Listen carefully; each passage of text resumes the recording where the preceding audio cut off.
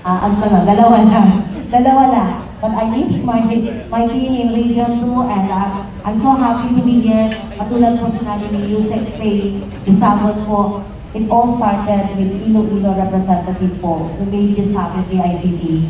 And kaya po nandito ang Iloilo. Of course, significant din po na nag-launch tayo ng 2020 na connectivity. At of course po, napaka-blessed din kami na nandito kasi po 40 years of very good experience po ni RDA sa kanyang last day po yesterday.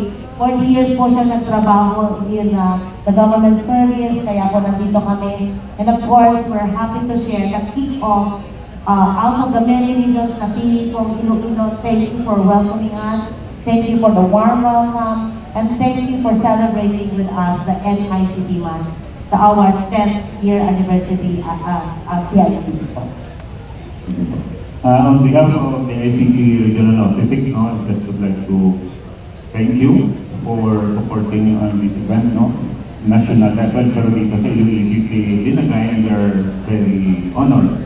And thank you din from our central office senior officials for giving us this opportunity to highlight ang among mga projects, And this is also an opportunity to provide awareness sa ating public on what is the ICC Region 6 is doing, the projects we're implementing. And by the way, I would like to make mention also that we have provincial offices, from located in Western Visayas, sa Aklan, sa Calibo, mayroon kami provincial office, Iloilo City sa Pasig, sa Antique we have San Jose, sa Patisio in President Roas, and of course in Dimaras. So be assured that if we have concerns related sa the issues on digitalization and the trust of the government when it comes sa ICT concerns, and the ICT Region 6 ready to help and to provide some assistance in our way para ma-address natin yung mga concerns. Thank you po.